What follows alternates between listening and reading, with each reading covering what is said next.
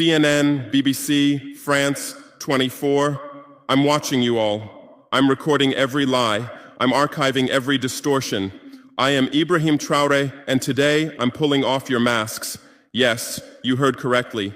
I, whom you call a young military junta leader, whom you brand as a dangerous radical, whom you serve up as an anti-Western dictator, am now telling you the truth. And this time you cannot turn off your microphones. This time you cannot turn away your cameras. This time your editors cannot cut this speech, because the world you monopolize no longer exists, because millions will hear these words now, without passing through your filters, without being subjected to your distortions, without being muddied by your lies. I am 34 years old. Every day of my life, I grew up with your lies. As a child, I would watch Africa on television. Always the same images. Children with flies, dry lands, weapons, death. This is Africa, they told us. This is what Africa is. And we believed it. We were ashamed of ourselves. We were ashamed of our own lands, of our own people. But then I grew up. I read, I researched, I questioned, and I understood that the Africa you showed us wasn't real. The story you told us was a lie. The fate you imposed on us was a script you had written. For years, how have you portrayed Africa? How have you shown it? How have you sold it to your viewers? As if we were creatures who had no share of humanity, as if we were savages left outside of civilization, as if we were wretches waiting for you to save us. Every day, every hour, every minute, the same story plays on your screens. Hunger, war, disease, corruption, terror, chaos. These are the words that come to mind when Africa is mentioned. In your Africa dictionary, there are no other words. No hope, no success, no development, no resistance, no honor, no pride, no victory. So I ask you, New York Times, Washington Post, Guardian, Le Monde, have you ever made Africa's successes your headlines? How many times have you written about Rwanda's technology miracle? How many times have you shown Ethiopia's reforestation project? How many times have you praised Botswana's democratic success? How many times have you described Kenya's entrepreneurial ecosystem? No, because these don't fit your scenario. Your Africa cannot be successful. It cannot, because then how will you legitimize your exploitation? If it's not in need of help, how will you intervene? If it's not backward, how will you look down on it? Have you ever asked yourselves, has any editor sitting at their desk, any news director in a meeting, any columnist at their keyboard ever thought, why are the people of the world's richest lands poor? Here are the numbers for you, real numbers. Africa owns 70% of the world's cobalt reserves. Your cell phone, your computer, your electric car won't work without cobalt. This cobalt comes from Congo, but Congolese can't afford cell phones. Africa owns 90% of the world's platinum reserves. Catalytic converters, electronic devices, medical implants, they all need platinum. This platinum comes from South Africa, but South Africans are crushed by unemployment. Africa provides 30% of the world's gold production. Mali, Burkina Faso, Ghana, Tanzania.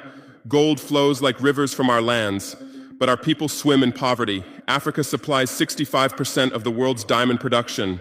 Botswana, Angola, Congo, Sierra Leone, billions of dollars worth of diamonds are extracted, but our miners live on $1 a day. Africa owns 35% of the world's uranium reserves. Niger, Namibia, South Africa. Nuclear plants run on our uranium. Paris lights burn with our uranium, but our villages have no electricity. And you still ask, why is Africa poor? No, the right question is, how was Africa kept poor while being so rich? Here's your answer. Colonialism didn't end. It changed shape. You used to come and occupy our lands. Now you come and establish companies. You used to take by force. Now you make agreements. You used to rule with the whip. Now you rule with credit. Let me give you concrete examples. With numbers, names, dates, but you'll never write about these. Glencore, Swiss-based mining giant, extracting cobalt in Congo. 2022 revenue, $256 billion. Tax paid to Congo, $500 million. That's 0.2%. Is this justice? Rio Tinto, British-Australian mining giant, extracting bauxite in Guinea, 20 million tons annually. What's left for Guinea? Environmental pollution and cancer. Total, now Total Energies, French oil giant, extracting oil in Angola, Nigeria, Congo. 2022, profit, $36 billion investment in Africa, dirty pipelines, Anglo-American, founded in South Africa but now in London. Diamonds, platinum, iron, taking everything. What it left in South Africa, 6 million unemployed miners. And these are just the tip of the iceberg. What about the invisible, the secret deals, the offshore accounts, the transfer pricing tricks? Every year, $88 billion in illegal money flows out of Africa. Who writes about this? Every year, $45 billion in aid comes to Africa. Everyone writes about this, but no one says Africa is not the continent receiving aid, it's the continent giving aid. While you zoom your cameras on swollen bellies, there is a huge system working silently in the background. Every day, tons of gold, diamonds, cobalt, uranium, oil leave our land. But how? Here is the system. Step 1, create corruption, bribe our leaders, open offshore accounts, promise them a life of luxury, send their children to your schools. Step 2, make deals, get 50-year, 99-year concessions, ask for tax exemptions, be exempt from environmental rules, ignore labor rights. Step 3, control the infrastructure. Take over ports, airports, railways, but only from the mine to the harbor. Don't build roads to the villages. Don't bring electricity to schools. Step 4, provide security. Set up private security companies. Arm them. Declare protesting. Step 5, silence the media. Buy local journalists. Suppress opposing voices. Serve internal unrest news to international media. And this is how the system works. It's been working like this for 100 years, and you don't see this system. You don't want to see it, because you're part of this system too. Who are the biggest advertisers of New York Times, CNN, BBC, oil companies, mining companies, arms companies, pharmaceutical cartels, the companies that exploit Africa?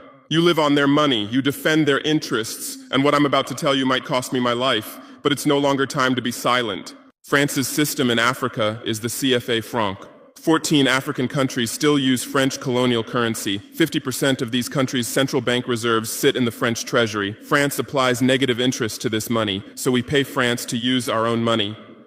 Through this system, France transfers $500 billion worth of resources from Africa every year. Does anyone write about this? No. But when France gives Africa 10 billion euros in aid, it makes headlines. Britain's system is more sophisticated. London is the world's money laundering center. City of London, offshore paradise. Every penny stolen from Africa passes through London. Jersey, Guernsey, Cayman Islands, Virgin Islands, all under British control. Africa's wealth hides there.